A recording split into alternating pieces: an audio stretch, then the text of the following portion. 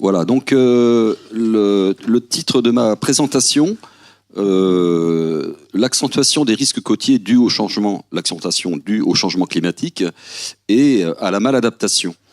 Vous avez eu de la climato ce matin, un peu d'urbanisme cet après-midi. Malheureusement, j'étais pas là pour assister à ces présentations, donc j'espère qu'il n'y aura pas trop de redites. Mais l'entrée, c'est le littoral, bien sûr, avec le changement climatique d'un côté et la maladaptation de l'autre. C'est-à-dire que il ne s'agit pas de déconstruire l'idée que le changement climatique impacte le littoral, mais il s'agit de remettre le changement climatique à sa place et de considérer aussi des problématiques d'aménagement qui exposent de plus en plus donc les enjeux humains et non humains en bande côtière. Donc je vais essayer de tenir le temps de 25 minutes, ce qui est un vrai challenge. C'est parti. Alors pour établir le propos de la notion de maladaptation, qui est un mot qui est très moche, mais voilà, ça veut dire quand même quelque chose. Quelques photographies, 4-5 photographies prises en région. Alors j'ai pas mis la localisation pour pas stigmatiser tel ou tel territoire, pour rester un peu à un niveau générique, mais voilà, pour prendre conscience de la maladaptation, vous avez ici forcément une zone urbaine, une route côtière, et qui fait office quasiment de trait de côte, avec, on imagine, des problématiques de transfert de sédiments et entre le rétro-littoral et l'avant-littoral qui ne marchent plus. Donc effectivement, là, on a un enjeu problématique.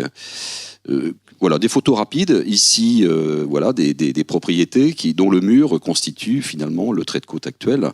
Et on conçoit que lorsqu'il y a un petit peu de tempête, de houle, de surcote, ça pose un véritable souci. Un autre endroit de la région, ici on a une dune, propriété du conservateur du littoral, et puis là on a forcément des habitats, des immeubles qui sont extrêmement proches du trait de côte. Et si on analyse très brièvement la photographie, on voit que géométriquement, donc le trait de côte, si ces immeubles n'avaient pas été construits et ce remblai n'avait pas été installé, donc le trait de côte aurait forcément reculé, puisqu'il a pour fonction d'être flexible. Donc, et de s'adapter naturellement donc, aux différents forçages. Autre photographie, j'en ai mis que 4-5, mais on aurait pu les multiplier dans différents environnements. Donc ici, un secteur très urbanisé, encore en encorbellement, pourrait-on dire, sur la bande côtière. Là, des constructions plus récentes sur des micro-falaises, avec des distances extrêmement étroites entre la limite des propriétés et des falaises qui reculent malgré tout, mais avec un rythme pas très élevé, mais qui recule malgré tout.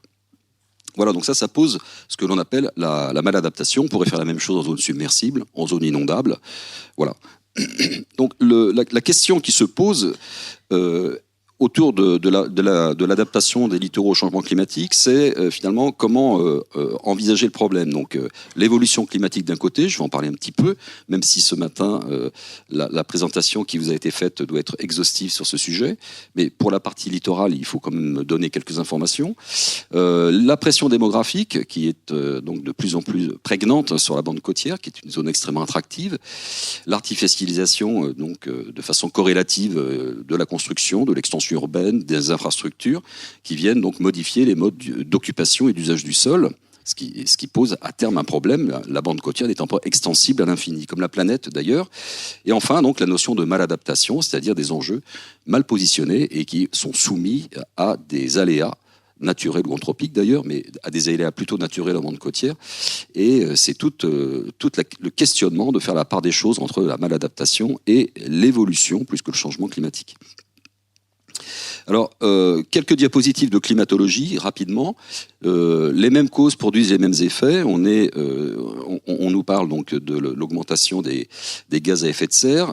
J'ai regardé, alors j'ai pas réactualisé, j'ai regardé les dernières mesures, donc le 22 septembre, où on atteint presque un pic. Le pic a été atteint, le pic absolu, donc au mois de mai, là, avec une quantité de gaz à effet de serre extrêmement importante. Et ce qui est très intéressant, c'est que cette augmentation des gaz à effet de serre se poursuit et s'accélère. Vous voyez la courbe là, c'est pas une droite, mais on a une accélération récente. Et ce qui est très très intéressant, c'est qu'on a l'effet saisonnier, donc avec une diminution donc de la concentration en CO2 donc à certaines saisons et une augmentation à d'autres, mais on retombe jamais sur nos pieds. Et ça depuis les années 60.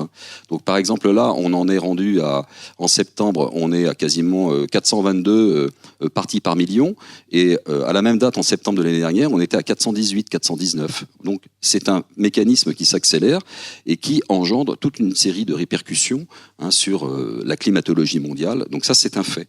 Donc ça, la conséquence directe de l'augmentation d'un de ces 4 gaz à effet de serre dans l'atmosphère, c'est l'acidification croissante que l'on observe dans l'océan depuis bien longtemps maintenant. Donc dans ce travail de Scientific Reports publié en 2019, donc c'est une synthèse un peu mondiale, on voit donc la diminution du pH, donc l'augmentation de l'acidité océanique, et quels que soient les scénarios GIEC derrière, de toute façon, ça va se poursuivre. Donc c'est quelque chose qui est constaté et qui va avoir un impact, alors pas sur l'urbanisation bien sûr, mais sur les écosystèmes et leur fonctionnement. Un deuxième effet de cette augmentation de gaz à effet de serre, la température rétrolittorale. Donc là, je prends une série de réanalyses climatiques depuis 1860. J'ai pris Nantes, saisonnier, et on voit la courbe verte qui augmente. Donc effectivement, quelle que soit la saison, on a une augmentation de la température. Et en termes d'indicateurs pour l'usager de la bande côtière, si je prends simplement l'indicateur jour de canicule, c'est-à-dire une journée et une nuit où vous ne descendez pas en dessous de 30 degrés. Aujourd'hui, on est à peu près, là, dans la presqu'île, on est à moins de 5 jours de canicule par an. Là, ce sont des moyennes. Et selon les différents scénarios, même très très optimistes, le RCP 2.6, qui est déjà un scénario qu'on peut écarter aujourd'hui parce qu'on ne pourra pas le respecter, dans un scénario le plus optimal, on est aux environs de 15 jours de canicule par an, et dans un scénario plus négatif, on peut arriver jusqu'à 60-70 jours de canicule par an. Donc on est vraiment dans une explosion thermique, et ça c'est un fait aussi. Si je fais un zoom, alors j'ai pris la Barre de Mont parce que j'ai fait une conférence à la Barre de Mont, donc il y a une dizaine de jours. Donc j'ai repris les données pour la Barre de Mont. J'ai pas eu le temps de les réactualiser pour la presqu'île, mais c'est à peu de choses près. Vous voyez, la Barre de Mont, c'est pas très loin. Si je prends la température quotidienne maximum et je fais une moyenne donc annuelle de cette température quotidienne maximum, en 1951 j'étais à 15 degrés 2, et progressivement donc si je projette cette température en 2100, on va arriver à 18 degrés. Donc là, c'est un des indicateurs qui montre que effectivement ça se réchauffe en rétro-littoral. D'ailleurs, la contrepartie de ce réchauffement, c'est l'augmentation du rayonnement incident infrarouge. C'est un autre indicateur. Il y en a plein en réalité, mais j'en ai choisi juste 2 ou 3 pour vous. Par exemple, en 51, on était sur une moyenne de 343 watts par mètre carré dans la partie infrarouge thermique du spectre. Et on va vers... Donc en 2005, on est à 348, donc on a une augmentation. Et en 2100, on sera sur du 358. C'est un indicateur donc d'augmentation de cette radiation proche moyenne... infrarouge thermique, qui manifeste finalement l'effet de l'augmentation des gaz à effet de serre et du réchauffement planétaire. Un troisième effet, c'est les températures océaniques. Alors on parle des températures rétro-littorales, mais en réalité l'océan aussi se réchauffe, et ce qui va nous poser pas mal de problèmes d'ailleurs, même en presqu'île. Alors il se réchauffe pas très vite, mais on entend parler de vagues de chaleur dans les océans. Ici, cette cartographie vous montre un état finalement de ce réchauffement depuis 30 ans, donc sur la phase 93-2023. En rouge, on est dans des zones où on a une moyenne d'augmentation thermique de l'ordre de 0,2 degrés tous les 10 ans. Alors vous allez me dire, de 0,2 degrés, c'est pas grand-chose tous les 10 ans. Mais c'est quelque chose de régulier, c'est une moyenne qui n'exclut pas une vague importante comme celle qu'on a pu vivre en Méditerranée ou alors au large de l'Irlande, où on a des températures océaniques qui peuvent pendant plusieurs mois dépasser les 2 ou 3 degrés par rapport à une moyenne calculée sur 3 décennies. Alors, je vais y revenir un petit peu après. Donc, la conséquence de tout ça, maintenant pour la problématique côtière, c'est l'augmentation du niveau de la mer. Donc ça, c'est un graphique que vous connaissez, qui est assez simple. On est dans une phase interglaciaire. Et lors de la dernière glaciation, il y a 18 000 ans, le niveau de la mer était à moins 120 mètres. Donc vous avez ici, vous voyez la découpure du trait de côte avec l'estuaire de la Loire et la presqu'île. Donc le trait de côte était à peu près à cet endroit-là. Et ensuite, donc très très rapidement, la mer remonte. Il y a 14 000 ans, là je fais un focus sur la presqu'île, vous êtes à moins 70 mètres. Et puis à moins 32 mètres, vous voyez, on commence à voir là entre Watt et Dick et puis le Croisic, on voit la lame d'eau qui commence à arriver, le littoral se déplace. Il y a moins 6 000 ans, il est là. Et lorsque l'on regarde un petit peu la tendance actuelle, est-ce que cette poursuite s'accélère? Oui, il semble. Quand on regarde la reconstitution de la série marégraphique à Saint-Nazaire, on est sur une base depuis 1860 de 1 mm par an en moyenne d'augmentation du niveau de la mer. C'est faible. Mais quand on regarde sur la phase plus récente, là j'extrais donc les données du marégraphe des Sables d'Olonne sur 30 ans, où l'on voit finalement que sur 30 ans, donc depuis 64, plus que 30 ans même, on est sur une base de 1,81 291 mm par an. Si je zoome sur 2000-2024, sur 20 ans, on est sur 2,85 mm par an au marégraphe des Sables d'Olonne. On pourrait faire la même chose. Non, pardon, autant pour moi, c'est Saint-Nazaire, celui-là. Non, j'avais rechangé avec les Sables d'Olonne. Donc à Saint-Nazaire. Et puis, si je regarde sur les 4 dernières années, là, depuis 2019, on a une accélération. On est sur une base de 14 mm par an. Alors c'est une moyenne qui intègre aussi des oscillations océaniques qui n'ont pas grand-chose à voir avec le changement climatique. Mais malgré tout, le changement climatique, il est là-dedans. Et on voit qu'on a une accélération régulière.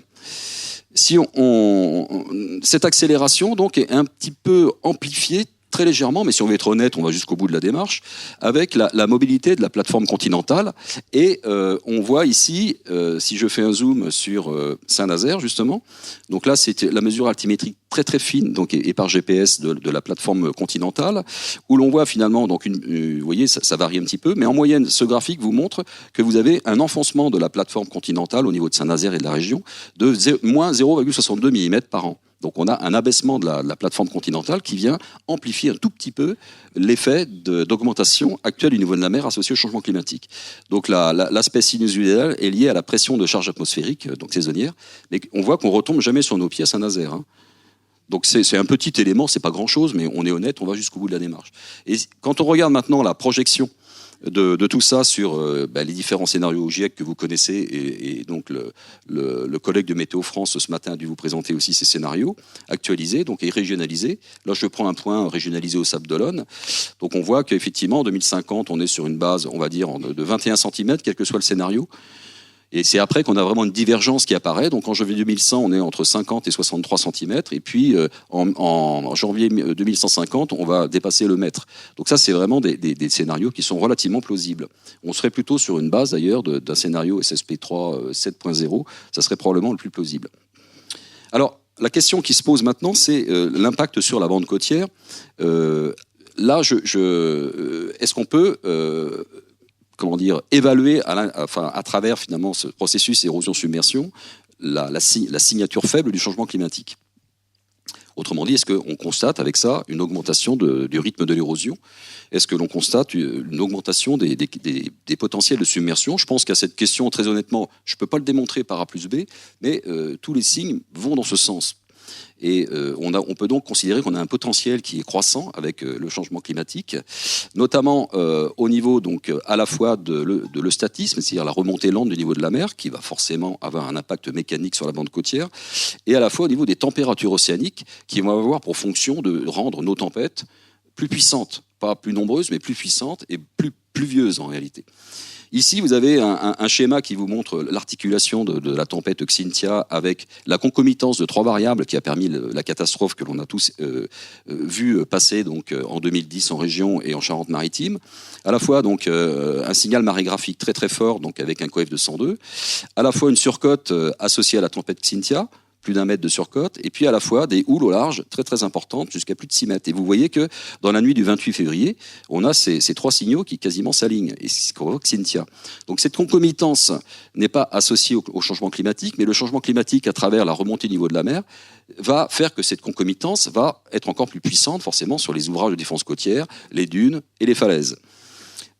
Alors, Météo France nous dit que le nombre de tempêtes n'évolue pas, il ne va probablement pas évoluer, et en tous les cas, on ne voit pas de signal climatique dans le nombre de tempêtes, hein, malgré ce qu'on peut ressentir, effectivement, lorsqu'on a plusieurs tempêtes d'affilée, comme l'année dernière, on se dit, ça y est, c'est parti, mais en réalité, non, pas du tout. Quand on fait une analyse sur un temps long, il n'y a pas de plus de tempêtes aujourd'hui qu'autrefois. De même, au niveau des concomitances, là, j'ai mis des petits points rouges, là, je prends des données de réanalyse de 67 jusqu'à 2016.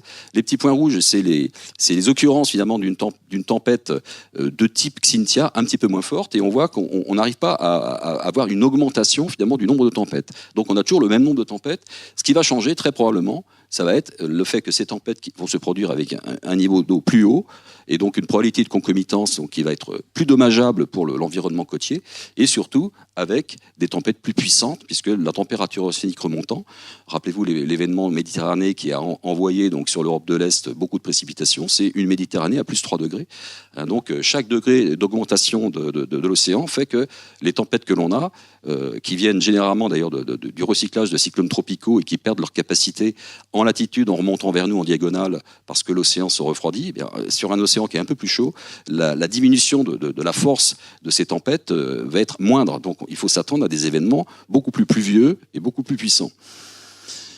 Alors, prenons l'exemple de l'érosion maintenant. Là, donc, on peut faire dans le cadre de l'observatoire régional, on fait pas mal de travaux là-dessus, on essaie de suivre ça, et d'ailleurs les observatoires locaux aussi, il y a beaucoup de travaux qui sont faits de suivi de l'érosion côtière.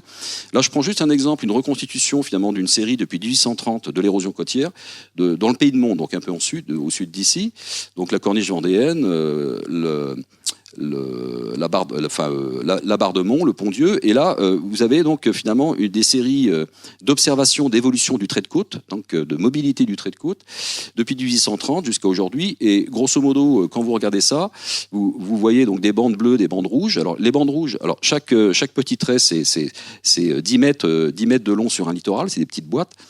Et donc, quand vous êtes en rouge, vous êtes en érosion forte. Quand vous êtes en bleu, vous êtes en accrétion. Quand on regarde ça depuis 1830, on voit des phases où vous avez des bandes rouges. Donc là, vous avez des phases avec des tempêtes très agressives, le littoral recule. Puis des phases avec des bandes bleues, le littoral est en accrétion. Donc effectivement, on voit des successions d'accrétions, d'érosions, et on se rend compte qu'en région Pays de la Loire, ou même à Noirmoutier, en réalité, quand on fait le bilan global de l'activité sédimentaire, on est une région en accrétion. Il y a plus d'accrétion que d'érosion. Par contre, alors vous allez me dire, c'est super, quand on fait la totalité de tous ces sédiments, on est plutôt en accrétion, on a plus de sédiments finalement que d'érosion. Alors, où est le problème ? Le problème, c'est que l'érosion se produit sur des hotspots d'érosion avec des enjeux qui sont positionnés derrière et qui vont engendrer donc des grosses problématiques. Au niveau des submersions, bon, sans aller très loin, vous avez ici les submersions Xynthia en région, donc le marais poitevin forcément, le marais breton vendéen, la presqu'île, l'estuaire de la Loire, enfin les marais maritimes, enfin les marais estuariens. Voilà les zones basses considérées donc à moins de 4,50 m côte NGF. On a donc une région ici avec une prédisposition territoriale aux submersions. Donc, il ne faut pas se leurrer, hein, c'est la première région de France en matière de marais maritimes et d'altimétrie basse. Donc, forcément, là, on a un jeu qui va s'avérer assez particulier, avec à la fois des cordons dunaires étroits qui protègent des zones basses, des digues, des ouvrages d'endiguement qui protègent des zones basses, et puis des enjeux positionnés là-dedans, un peu derrière, qui vont forcément être soumis à une pression de plus en plus importante par rapport à ces perspectives finalement de submersion, c'est de concomitance finalement de facteurs météo marins qui vont aboutir soit à des brèches, soit à des surverses, voilà, à tous ces phénomènes. Alors les enjeux, parlons-en justement rapidement. Puisque j'ai parlé au départ de la maladaptation, là, oui, une carte au Sable d'Olonne, donc l'extension urbaine, vous voyez 1812-1968, donc la tâche urbaine des sables, et puis l'extension 68-97. 97-2019, l'extension urbaine, donc je dirais que l'urbanisation continue, se densifie de façon presque aveugle, et même au niveau de la population, vous voyez là je prends les données de l'INSEE de Cap-Atlantique, 44 000 habitants, 68, on est 76 000, donc à la fois une augmentation de la population, que vous pouvez retrouver sur le portail de l'artificialisation d'ailleurs, une augmentation des zones, de l'artificialisation, vous voyez là on est, tout ce qui est en marron foncé, ça représente sur la phase 2011-2023 plus de 20 hectares consommés, donc en construction, extension urbaine, infrastructure, donc on voit qu'on est dans une phase d'extension urbaine très très importante, qui est une nécessité par rapport à la population et en plus au flux climatique qui arrive du sud, parce qu'on se rend compte que sur certaines communes du littoral, on a un flux qui arrive du sud, les gens quittent la Méditerranée, ce qui fait trop chaud, pour venir habiter en presqu'île. Donc ça veut dire que les enjeux vont mécaniquement être beaucoup plus exposés, donc au fur et à mesure que l'on va constater l'augmentation au niveau de la mer et puis l'agressivité des tempêtes qui va augmenter, on va avoir des problématiques d'exposition qui mécaniquement vont s'accroître. Alors regardez ça c'est une petite photo sur Talmont. J'aurais pu prendre des photos aussi en presqu'île, mais en 1950, donc ce sont des documents de l'IGN, on voit un cordon dunaire avec des maisons, donc plage, dunes, tout ça c'est naturel. En 2006, on voit l'extension urbaine et puis on voit des premiers enrochements qui commencent à se disposer là. En 2011, on voit les enrochements commencent à devenir quasiment continus. En 2016, et ça c'est pas donc depuis, voilà, on a un enrochement total. Autrement dit, on a un littoral totalement fixé qui va poser beaucoup de problèmes. Alors pour protéger des enjeux mal positionnés, on a construit une artificialisation totale du littoral et on se dit, on est content, on a fixé le trait de côte, mais on n'était pas du tout, puisque quand on fait un bilan sédimentaire volumétrique, on voit que là, on a perdu quasiment 1 mètre, 1,50 m de plage tout le long du littoral.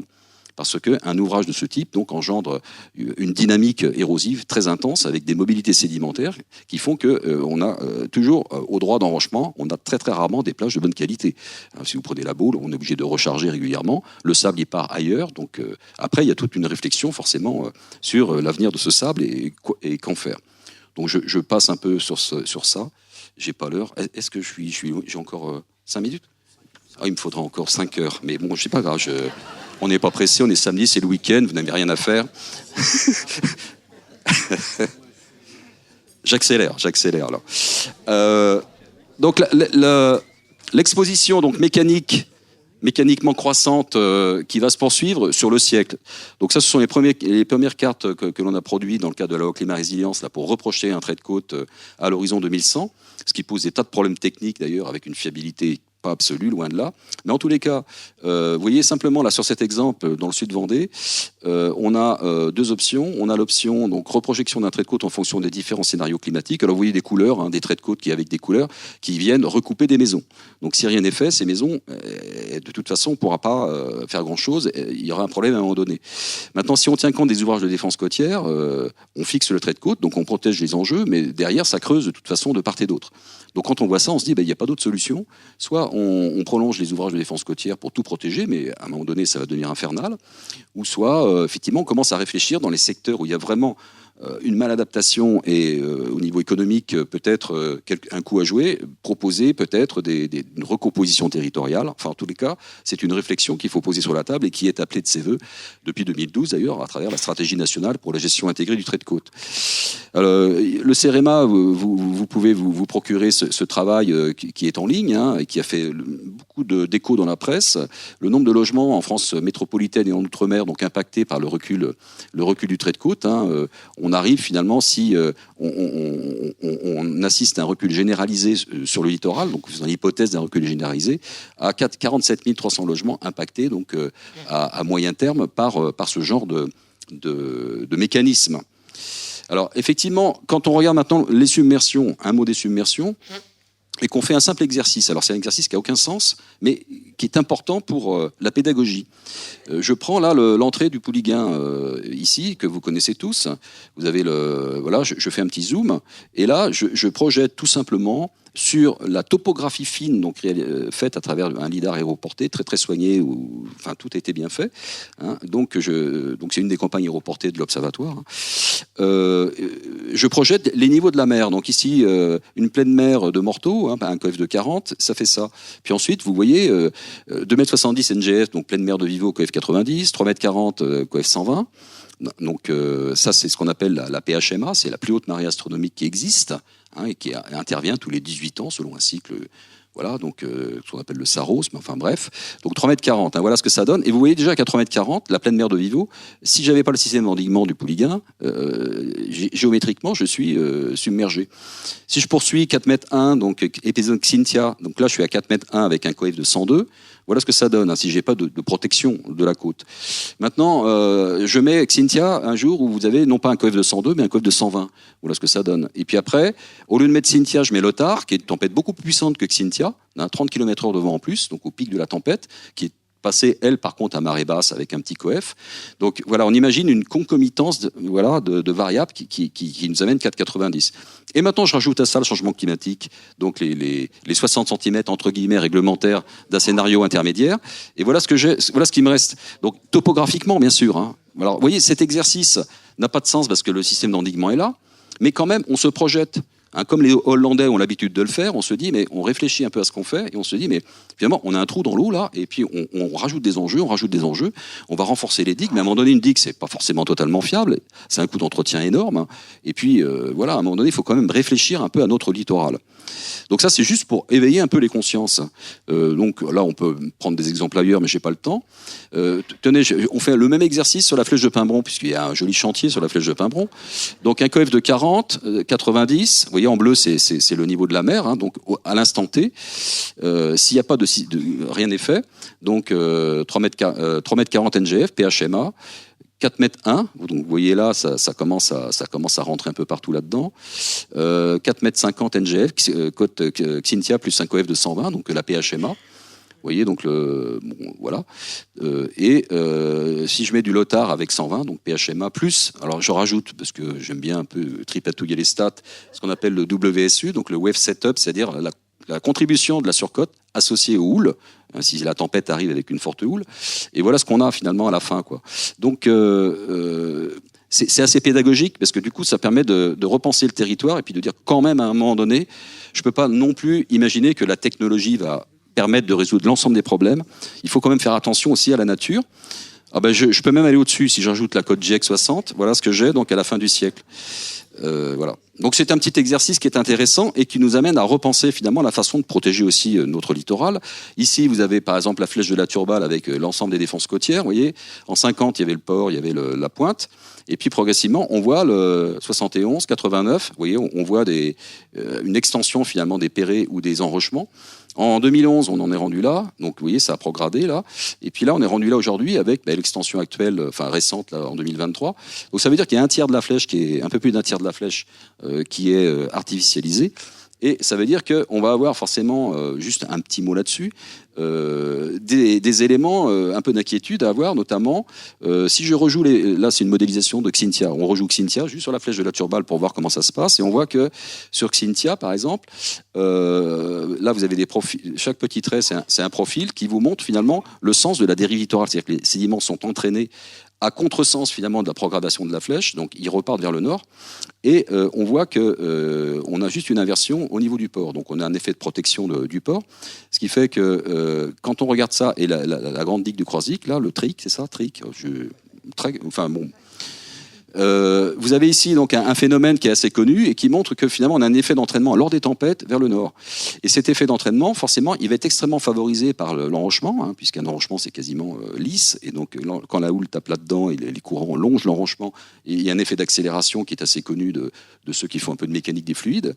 Donc ça veut dire qu'on a un effet très important qui va certainement impacter le port lors des tempêtes avec un atterrissement sédimentaire très très important et une mise en difficulté de la partie centrale de la flèche. Alors vous allez me dire, voilà, donc ça c'est les campagnes aéroportées qu'on peut faire en lidar aéroporté.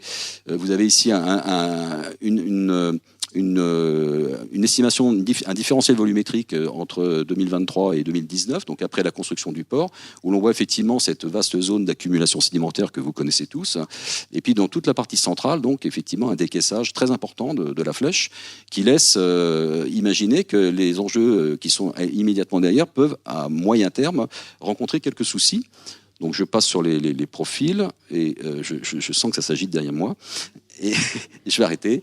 Je reprends la flèche de la Turballe. Vous voyez, donc, quand je parlais parfois de maladaptation, il faut faire appel toujours à l'histoire. Hein. Donc ici, vous avez une photo de 1932, 51, 71, 91, 2011, 2023, puis le modèle numérique de surface de 2023, où l'on voit finalement comment on a une extension urbaine très importante qui va se faire forcément en venant, pas directement sur le trait de côte. Hein. Donc sur cet exemple, il y a encore un peu de dune devant, donc c'est pas si mal que ça. Dans d'autres secteurs de la région, c'est directement sur le trait de côte.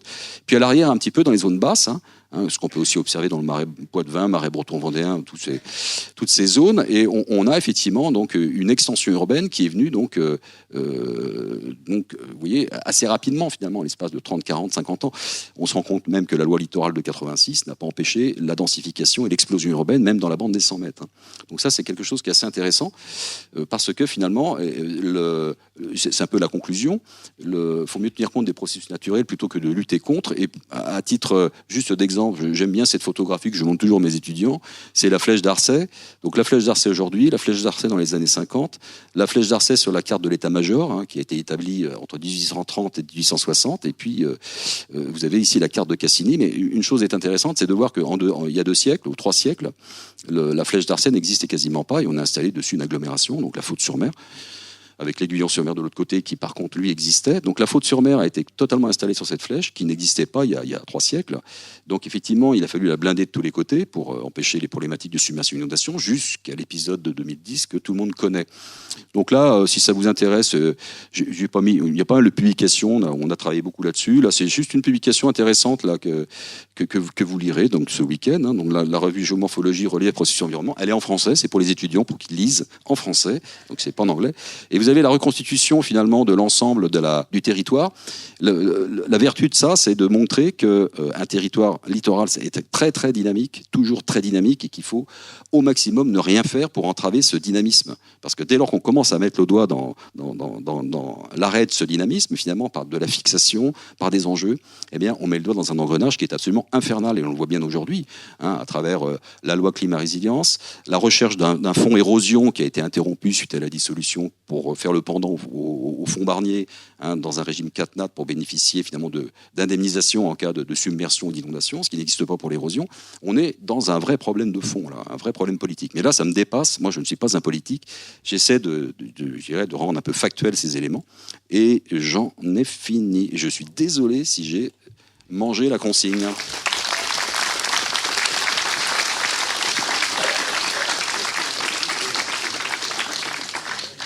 En fait, c'est passionnant. Donc c'est moi qui suis désolé de venir avec mes contraintes contingentes temporelles.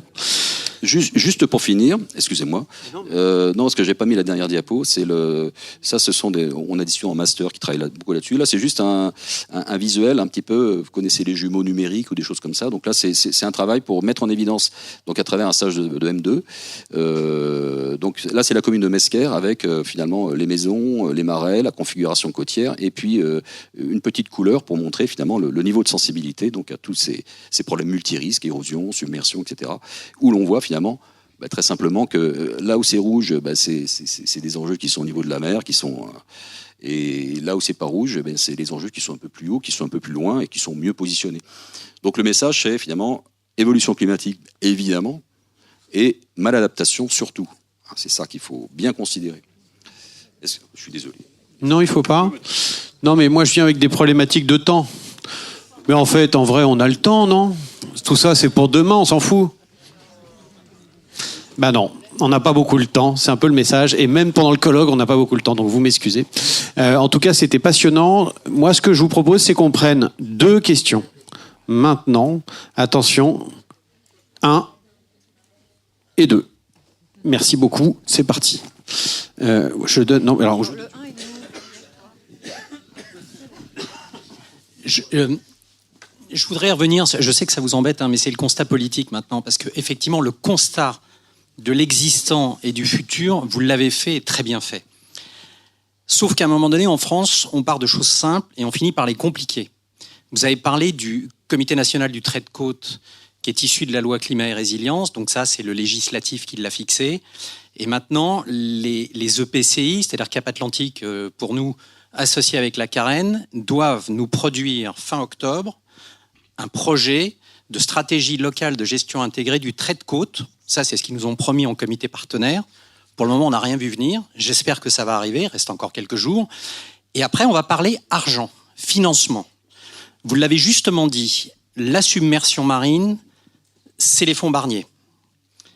L'érosion, pour le moment, c'est rien du tout, parce que c'est un phénomène prévisible, et non pas imprévisible comme l'érosion côtière, comme la submersion marine. Donc pour le moment, il n'y a pas de fonds.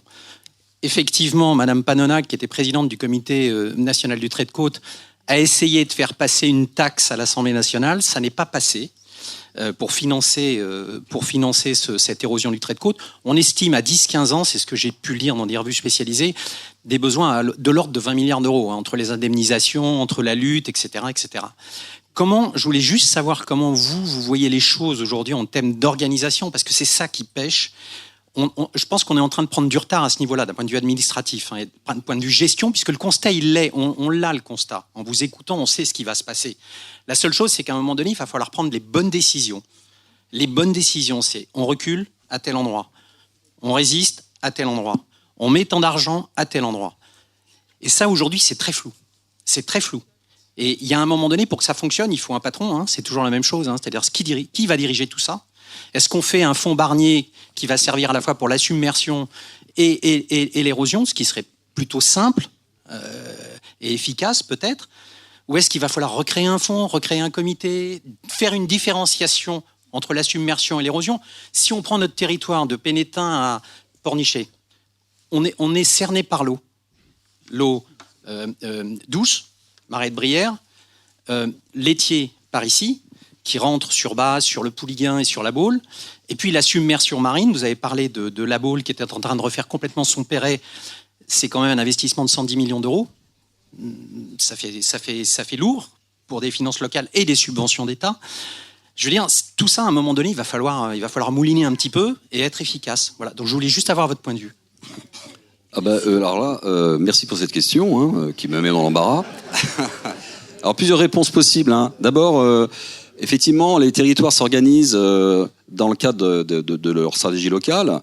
Vous aviez sur Cap Atlantique, Carène, là, la stratégie organisée par l'ANEL et le CEREMA, d'ailleurs, qui a rendu son verdict la semaine dernière. D'ailleurs, j'ai eu l'occasion de pitcher 150 secondes là-dessus. Ça faisait partie de l'exercice. La solution en 150 secondes. Donc voilà, merci de me donner 5 heures pour présenter le problème. Donc effectivement, normalement, le territoire s'est emparé de ce sujet et vous avez... alors, il y a une restitution... elle était publique. Donc après, il faut interroger les élus. Et puis, donc l'ANEL, le CEREMA ayant financé ce projet qui a dû se monter à peu près à 300 000 euros, à peu près, me semble-t-il, avec des cartographies, des réflexions, des ateliers participatifs. Donc normalement, vous avez peut-être, vous, à titre individuel, participé à cela. Je vous coupe un tout petit peu parce qu'en fait, l'équipe organisatrice a prévu un kit sur le sujet à vous envoyer, qu'on va vous présenter dans 5 minutes, sur ce qui a été fait en local. Explication des différents organismes qui travaillent pour l'hyperlocal. Alors, je m'attarde pas là-dessus. La deuxième question, c'est que faire au niveau national. Donc, vous avez parlé du CNTS qui est un peu dans les choux en ce moment, du CNTC, pardon. J'en fais aussi partie, au titre des experts, puisque je préside aussi le réseau national des Vous aurez expliqué juste ce que ça veut dire, le CNTS. C'est le Comité national du trait de côte. C'est ce qui remplace la stratégie nationale pour la gestion intégrée du trait de côte. Donc, c'est quelque chose qui est placé sous la tutelle du ministère de l'écologie et qui a été chargé, à travers plusieurs réunions, de réfléchir finalement à des solutions de financement de la partie érosion, puisque le Barnier, pour les submersions, ça marche. Donc ça crée effectivement une grande injustice entre certains territoires. Par exemple, il y a un territoire en région où on a un cordon dunaire adossé à une petite falaise avec des maisons menacées par l'érosion. Et puis 3 km plus loin, on a un petit cordon dunaire qui barre une petite zone humide derrière avec des maisons aussi exposées à l'érosion. Celui qui barre la zone basse peut prétendre à du fonds Barnier parce que l'érosion va aboutir à une submersion potentielle. Donc là, c'est éligible. Par contre, les malheureux qui sont sur un cordon dunaire adossé à une micro-falaise, si le cordon brèche, il n'y a rien, il y a la falaise derrière, donc rien. Donc effectivement, il y a pas mal de choses comme ça qui ont été discutées dans le cadre du comité, et il n'y a pas 50 solutions pour trouver des financements, puisque l'érosion a été considérée par l'État comme quelque chose qui n'est pas comme la submersion, donc n'est pas considéré comme un risque. À partir de là, effectivement, le financement peut venir... alors, il y a eu des pistes qui ont été proposées par un rapport qui a été fait par des inspecteurs. On en a beaucoup discuté en comité. Donc, taxe sur les droits de mutation, augmenter le plafond de la GEMAPI, blablabla. Enfin, voilà, vous avez pas mal d'artifices. Et puis après, peut-être réfléchir à un autre système faisant appel à la solidarité nationale. C'est la position des élus, de l'ANEL notamment. Comment faire pour... Pour l'instant, le problème, il n'est pas résolu. Donc, moi, j'ai pas la réponse. Je suis pas un politique, mais je constate que c'est un sujet qui est sur la table et qui mérite d'être discuté à tout point de vue. Mais effectivement, l'État envoie ça vers les collectivités et l'inscription de certaines communes sur le fameux décret liste de la loi climat résilience, on voit bien que certains y vont à reculons parce qu'il n'y a pas les financements qui vont avec. Alors, comment faire ? Donc effectivement, et puis après, il y a aussi le problème assurantiel sur certaines communes qui n'arrivent même plus à trouver d'assurance parce que forcément, ça commence à devenir monstrueux. Donc là, on est vraiment dans le cœur de la maladaptation. Alors on peut mettre ça sur le dos du changement climatique qui malheureusement n'arrange rien, mais c'est quand même tous ces enjeux qui ont été positionnés. Alors qui est responsable d'avoir distribué tous ces permis de construire à ces endroits en zone submersible, sur des cordons en érosion, en haute falaise, on a un vaste problème. Comme je le dis toujours, si la loi littorale était arrivée dans les années 50, c'est-à-dire que si De Gaulle n'avait pas finalement lancé ces grands projets de modèle économique des bandes côtières pour tonifier et permettre de l'extension urbaine, des stations balnéaires, etc., on n'en serait certainement pas là aujourd'hui. Là, on a le retour de la raquette et voilà. Il y a quand même un élément important à savoir, c'est qu'après la pause, vous aurez des pistes de solutions. Mais il faudra revenir après la pause. Et c'est pas tout de suite la pause. Je voudrais simplement ajouter une chose, c'est qu'on se repose sur l'État, mais l'État c'est nous. Et l'argent, il va venir chercher chez qui ? Donc faut pas oublier ça. Et les assurances se désengagent maintenant. Voilà, terminé. On va prendre la deuxième question. Vous venez Dans le micro, dans le micro. Vous venez de me fournir une transition. Nous avons beaucoup parlé du présent et du futur. Moi, je voudrais revenir au passé. Parce que je me pose une question. On a les cartes de trait de côte au paléolithique et même au néolithique. La Brière, c'était la mer. Donc je me dis, est-ce que l'état antérieur n'était pas plus stable ? Et est-ce que c'est pas normal, entre guillemets, d'y revenir ? Vous venez de parler des travaux, sans parler des polders, etc., etc. Alors, parler de zone stable en zone côtière, c'est un peu complexe. En réalité, il n'y a rien de plus non stable. Alors après, le problème de la stabilité, c'est une question d'échelle. Et ça renvoie d'ailleurs au biais, parce que j'aime bien aussi ce terme, les biais cognitifs, c'est-à-dire qu'on raisonne toujours par rapport à sa propre expérience, son propre ressenti et sa durée de vie humaine. Mais en réalité, quand on travaille et qu'on écoute finalement des grandes projections, ça dépasse le cadre d'une vie humaine, c'est bien au-delà. C'est-à-dire qu'on est vraiment sur des variables très long terme.